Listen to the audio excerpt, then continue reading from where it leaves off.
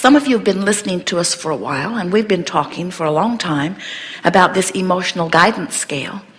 We talk about how on the good feeling end there's love and appreciation and joy and eagerness and passion, all those good feeling emotions, and also your perception of your power and freedom.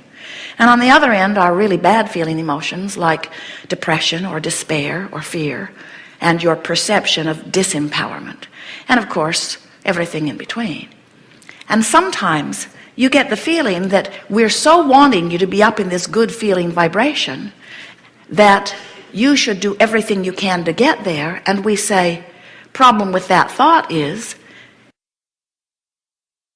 you can't get there instantly, and when you want to be someplace that you're not, you don't move toward it, you move away from it.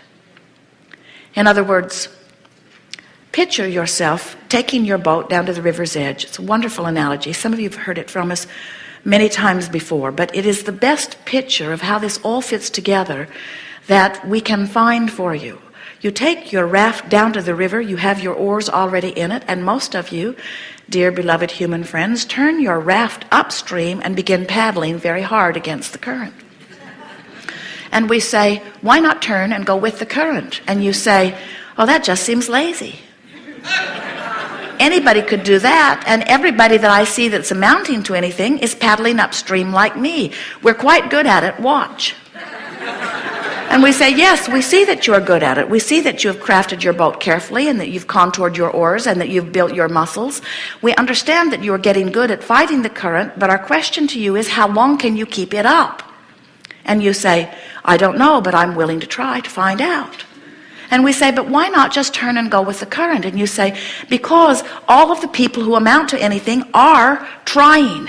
We try harder, Abraham. If we amount to something, we try harder. And all of the monuments and plaques, all of the accolades are given to those who try really, really hard. And I want to be one of those. And I've heard you say there are even more rewards after I die for that. And we say, and this is really worth taking in, we would remember this forever and ever and ever if we were standing in your physical shoes. Nothing that you want is upstream. Nothing that you want is upstream. And the reason that we can so emphatically give that to you is because we know the stream. We know how the stream has been created. We understand the power of law of attraction and its effect upon your desires, which creates the stream. We know that you were a creative being when you were only source energy before you got into this physical body. And we know that law of attraction was attracting to that powerful vibrational essence of who you are. In other words, well-being was already coming to you before you were born into this body. And then we saw you be born into this body as you set forth that intention. And then we saw law of attraction responding to the vibration of who you really are and the vibration of who you're being in this moment. Isn't that interesting? Every thought you think, everything you are, law of attraction is like a giant magnifying glass that's laid over it and amplifying every aspect of it. So you have this duality going on within you almost in the moment that you are born, as the source energy part of you is summoning the well-being to you, which it has amassed over the eons of your existence, and you, even in your little infant form, are attracting to you by virtue of the vibration that you're offering. Now, many people say, oh, Abraham, how much could a little infant being begin vibrating and therefore attracting as soon as they are born? And we say, you would be knocked over if you understood that that little being learned to vibrate while it was even in its mother's womb. It learned to vibrate as it sat in a room while its mother watched CNN. It learned to vibrate as its mother worried about it every day since she found out she was pregnant. In other words, it learned its vibrational patterning from its environment when it was inside her womb, just like it does when it's outside her womb. In other words, it's learning its vibration from its physical environment. You all learn your vibration from your physical environment. Now, some of you say, oh, Abraham, that just seems wrong. Because if we were pure positive energy before we were born, why in the world would we expose ourselves to less than pure positive energy and risk that separation? And we say, because you were so exhilarated about the variety that you knew would inspire yet new desires. Because you know you are an eternal being. Because you're looking at life from the broader picture, not from the narrow picture.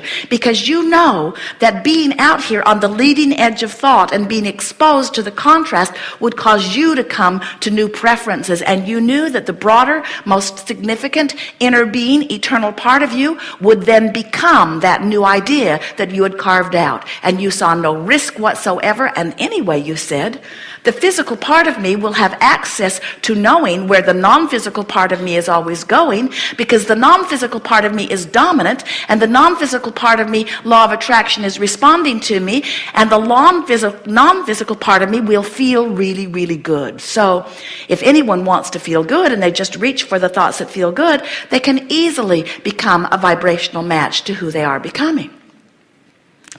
That's our story, and we're sticking to it. That is the way that it is. And so when you understand that you are this source energy and that law of attraction is responding to this powerful, evolving being that you are, then you understand that all you have to do is exactly as the genius creator that you know as Joseph Campbell said. He said, so wise, follow your bliss.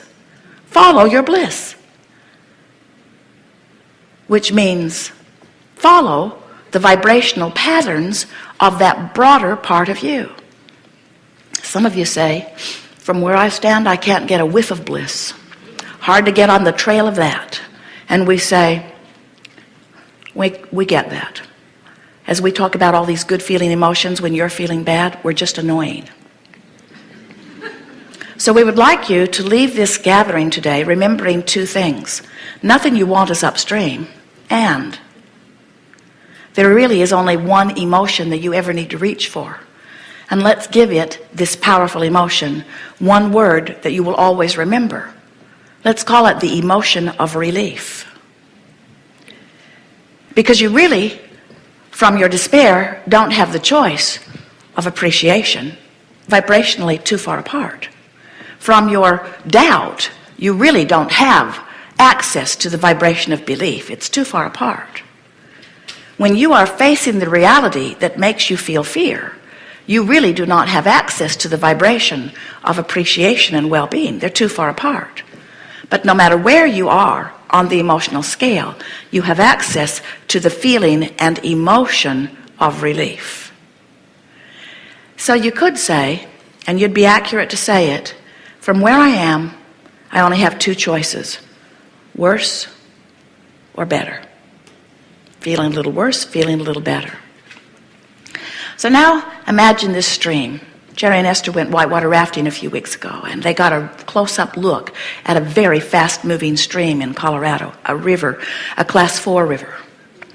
And as they went with this river company and their dear friends, when they approached the river and put their raft into the river, it became really obvious to them immediately that they were going to have no success whatsoever at paddling upstream. No one even thought about doing it. They knew that river was going to take them downstream. It was clear. And the river guide said to them, friends, this is not Disneyland, and we cannot turn this river off. So if you get crossways in this river and you get your raft wedged up in some of these big boulders, he pointed out some, as he reminded them of the disclaimer that they'd signed, which made it pretty obvious they probably were not going to survive the trip. If you get your raft wedged up in those rocks, we can't turn the river off, and this river will beat you up. Might even tip you upside down, dump you into the river. Anything could happen if you're not going with the flow, if you're not moving with the current, you're not wanting to get wedged up. Don't try to root yourself to the floor of the river. It doesn't go so well. So we want you to understand that your current is the same way. It's always moving, and you can't turn it off. It was moving before you were born into this body, and every day you live, it moves a little faster. A woman asked us recently, my child has a question for you, Abraham. We said, we want to hear it. It was really the reason we invited her to the chair. If you get a chance, Mom, ask Abraham, why are grown-ups so grumpy? And we said, because the longer you live, the more you find to fuss and worry about. The more as you explore your contrast, while you can't help but give birth to desire, and the source energy part of you can't help but experience the expansion of your exposure to the contrast, when you get focused on what you don't want, you hold yourself in discord to the self-created stream. Are you understanding this? That when you know what you don't want, you know what you do want, you know what you don't want, you know what you do want, don't want that, do want that, don't want that, do want that. Do you know that all day, every day, you're asking. And that's why the longer you live, the faster your stream goes. And that's why the faster your stream goes, the more important it is for you to turn and go with it, because if you have a faster and faster moving stream and you're still doing the same old thing of bucking the current, then the faster stream is taking a bigger toll on you. It's not that the resistance is getting so much greater, it's that in the faster moving stream the resistance feels greater. Are you understanding this? There aren't two streams. There's not the good stream taking you that way and the bad stream taking you that way. There's only one stream, and you're going or you aren't, you see. And when you don't go with your self-created stream, when you don't go with the flow of life, when you don't go with the call of source, when you don't go to the inevitable way that you have intended, that you have set forth in your creation even before you came into this body and added to every moment since, when you don't go with that flow, you don't feel good. So that's why we call this gathering the art of allowing, the learning the art of how to go with the flow, of how to allow myself vibrational alignment with who I have become. So it really is quite simple. As you stand in the middle of whatever you're living, and let's say something happens. Let's say someone embarked in a contractual agreement with you, or some sort of an agreement with you, and you intellectually examined it, you felt the feeling of it, you weighed it against the intentions that you hold, and you say, looks like a good thing for me. So you enter into the agreement, and then they choose something differently. Not because they're bad, but because their life is causing them to choose something differently. So now they don't want to keep your agreement. And you feel the discord of them not keeping your agreement. And as you focus upon them not keeping the agreement, you turn upstream. Now humans say, but Abraham, they didn't keep the agreement. So I really don't see that I had any option other than to turn upstream and let my stream beat me up. Further, the more I saw the way they lied, the more I saw the way they deceived, the more I saw the way they manipulated, and the more I saw the way they didn't care about me at all, the more I wanted them to be honorable, and I wanted to deal with honorable people, and I wanted things to go well for me, and the more it went that way, the more I wanted it to go that way. So the faster my stream goes.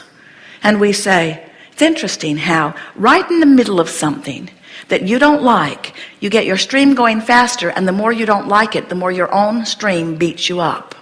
And then you say, but it's their fault. And we say, now you're really letting the stream beat you up because you have let them cause you to feel powerless. And now you are in despair, which usually turns immediately to rage, which is the next step downstream from despair or powerlessness. So what we want you to consider is, no matter what is happening, you might have a disease in your body. Your lover may have just left with someone else. You may not have enough money. You may find yourself in some sort of financial predicament. The reality of what you're living, or the culmination of the law of attraction responding to your vibration, may not be a pretty sight right now, this red hot minute. But what we want you to understand is that no matter what is happening or what has happened, you have an option that most of you are not utilizing, which is you could feel better if you would try. You could feel better. Now, we didn't say from that situation you could feel fabulous right now. We didn't say that you could turn it all around in a moment. We say you can feel better. And if you will make the effort to feel better, you will turn and go with the flow, and the stream will carry you, and if you allow it, will take you to where you want to be. It must. It is law.